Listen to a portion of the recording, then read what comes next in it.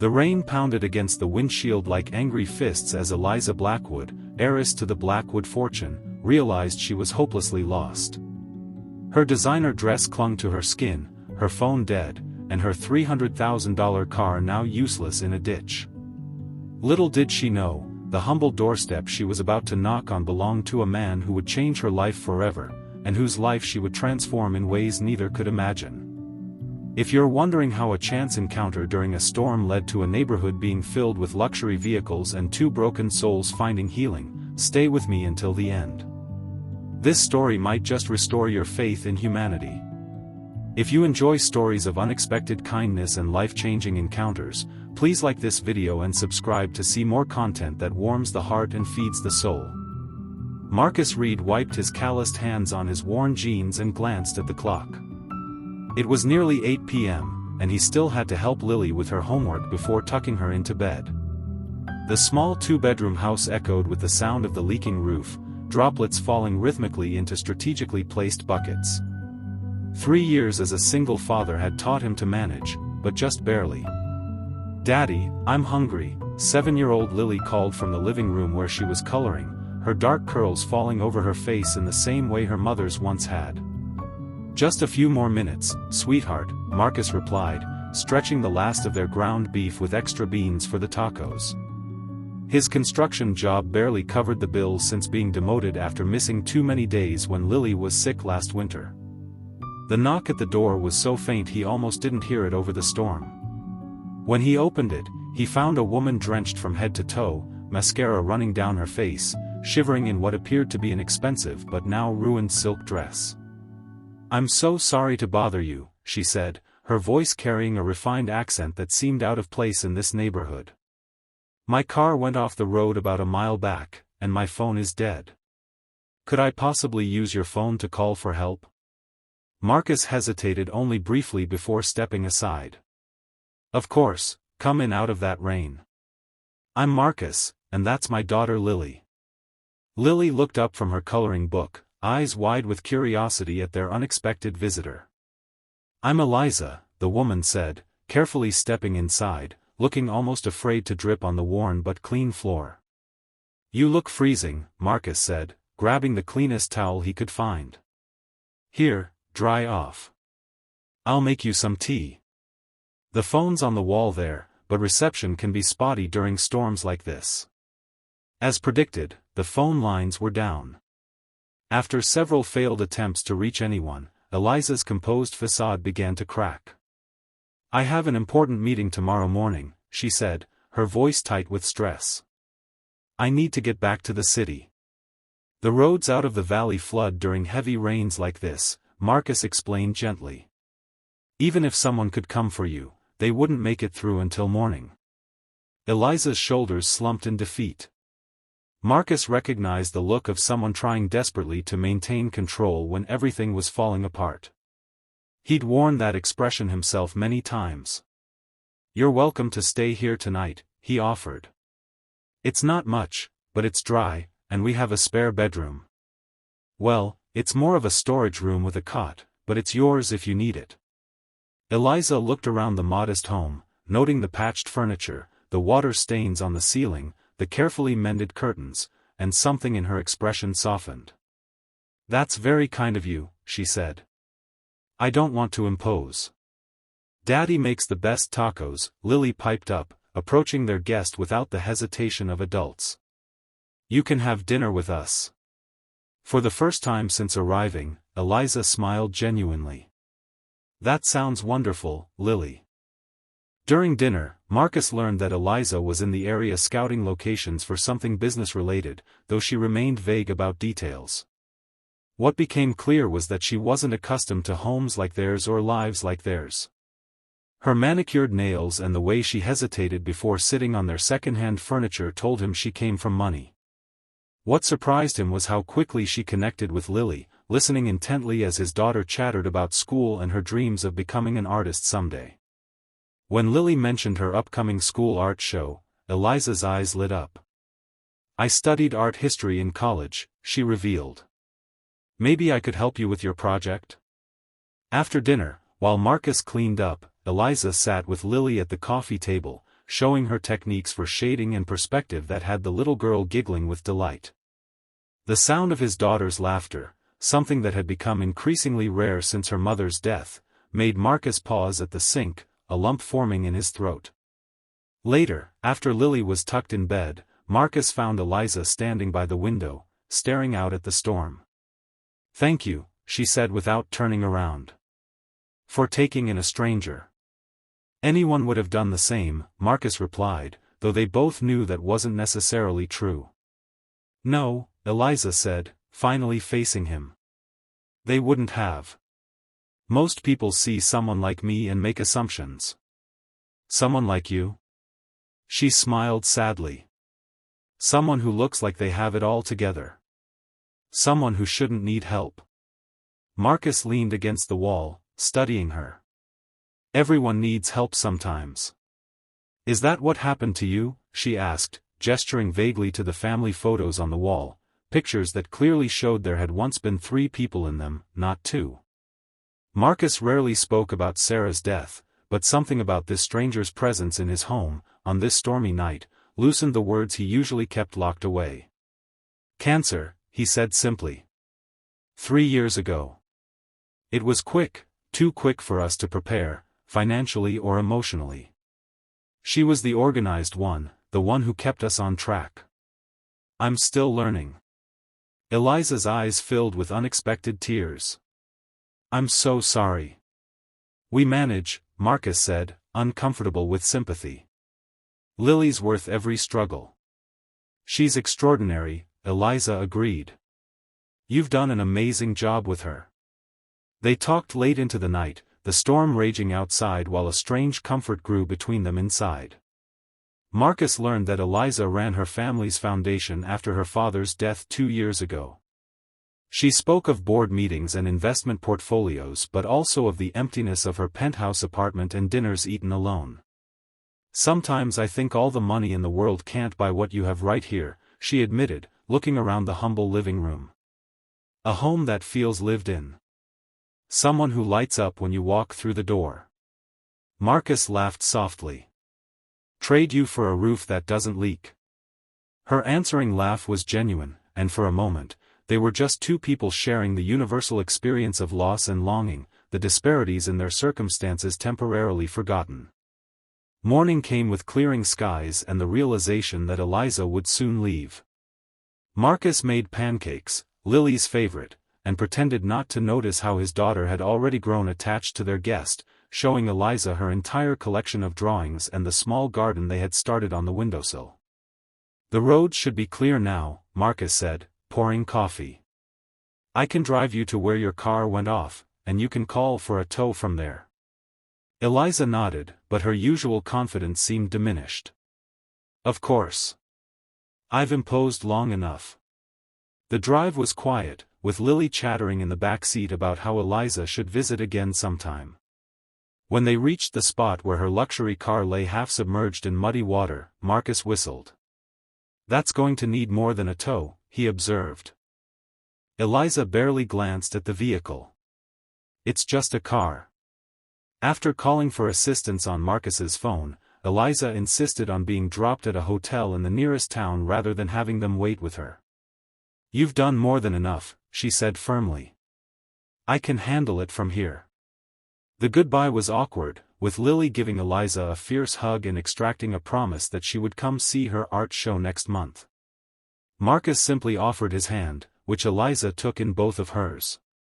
"Thank you," she said, her eyes conveying more than her words. "For everything." "Anyone would have." "No," she interrupted. "They wouldn't have." "Don't diminish what you did, Marcus." He nodded, uncomfortable with her gratitude. "Take care of yourself, Eliza." As they drove away, Marcus tried to ignore the strange emptiness he felt. Their visitor had been a brief interruption in their routine, nothing more. By tomorrow, she would be back in her world of wealth and influence, and they would be back to counting pennies and patching the roof when he could afford materials. "I like her, Daddy," Lily said from the back seat. "She didn't look at our house like the other moms do when they drop me off." Marcus glanced at his daughter in the rearview mirror. What do you mean, sweetheart? Lily shrugged. They look sad for me. Miss Eliza just looked happy to be there. The next morning began like any other. Marcus woke before dawn, prepared Lily's lunch, and was helping her with her hair when the rumble of engines drew him to the window. What he saw made him drop the hairbrush. The narrow street in front of their house was lined with vehicles, not just any vehicles, but the kind Marcus had only seen in magazines. Sleek sports cars, imposing SUVs, and even what appeared to be a limousine were parked bumper to bumper, their glossy finishes reflecting the early morning sun. Daddy? Lily joined him at the window, her eyes widening. Why are there so many fancy cars? Before Marcus could answer, there was a knock at the door. When he opened it, he found himself face to face with Eliza Blackwood, but not the drenched, vulnerable woman from 2 nights ago. This Eliza wore a tailored suit, her hair perfectly styled, exuding the confidence of someone accustomed to commanding attention. Good morning, she said, a hint of nervousness in her smile. I hope we're not too early. We? Marcus echoed, looking past her to where a team of people stood waiting, clipboards and tablets in hand. I brought some friends, Eliza explained. May we come in? I have something I'd like to discuss with you. Still stunned, Marcus stepped aside. Lily immediately ran to Eliza, wrapping her arms around the woman's waist. You came back, she exclaimed. And you brought all those pretty cars. Eliza laughed, kneeling to Lily's level. I did, but that's not all I brought. How would you feel about having a real art studio to work in? Lily's eyes grew impossibly wider. A real one? Like at school? Even better than at school, Eliza promised, looking up at Marcus. With your father's permission, of course. Marcus found his voice at last. Eliza, what is this about? She stood, smoothing her suit jacket. The Blackwood Foundation has been looking for a new community to invest in for our urban renewal project. We fund infrastructure improvements, educational programs, small business initiatives, a comprehensive approach to revitalizing neighborhoods that have been overlooked. And you want to do that here? Marcus asked, struggling to process her words. This community has everything we look for, Eliza continued. Strong family values, resilience, potential. What it lacks are resources and opportunity. She paused, her professional demeanor softening. But that's not the only reason I'm here. She gestured for one of her assistants, who stepped forward with a folder. Marcus, when you took me in that night, you didn't know who I was. You didn't ask for anything in return. You shared what little you had without hesitation. Her voice grew thick with emotion. Do you know how rare that is in my world? People always want something from me. Marcus shook his head. I just did what was right. Exactly, Eliza said. And that's why I want to offer you a position with the foundation. We need someone with your integrity and perspective to help guide our community outreach programs. Someone who understands what families here truly need. Marcus stared at her in disbelief. I don't have any experience with foundations or outreach programs. I'm a construction worker. You're a problem solver, Eliza corrected. You're resourceful, compassionate, and you understand the challenges facing working families because you live them every day. That's exactly the perspective we need. She handed him the folder. The position comes with a salary that would allow you to provide for Lily without constant financial stress, health insurance, educational benefits for both of you, and flexible hours so you never have to miss her important moments. Marcus opened the folder with trembling hands, his eyes widening at the figure on the employment contract. This is... I can't accept this, he stammered. You can, Eliza insisted gently. And there's more. She nodded to another assistant, who presented a second folder. The foundation would like to start its community initiatives with housing improvements. Your home would be the first project, a model for what we hope to accomplish throughout the neighborhood. New roof, updated plumbing, energy-efficient windows, and yes, a proper art studio for Lily. Lily, who had been listening intently, gasped with delight. Really? Daddy, can they really fix our house? Marcus looked from his daughter's hopeful face to Eliza's determined one. Why are you doing this? Eliza's professional facade cracked, revealing the woman he had connected with during the storm. Because for one night, you made me feel like I belonged somewhere. You showed me what a real home feels like. And I want to help create that feeling for others. The transformation began that very day. The parade of luxury vehicles had brought architects, contractors, community planners, and education specialists, all ready to begin work on what would become the Blackwood Foundation's most successful community initiative to date. Within weeks, Marcus and Lily's home was unrecognizable, not because it had been made ostentatious, but because it had been made whole. The leaking roof was replaced, the outdated wiring fixed, the cramped rooms thoughtfully redesigned to create space for both privacy and togetherness. Lily's art studio, a converted sunroom with north-facing windows for perfect light, became her sanctuary. But the changes in their lives went far beyond physical improvements.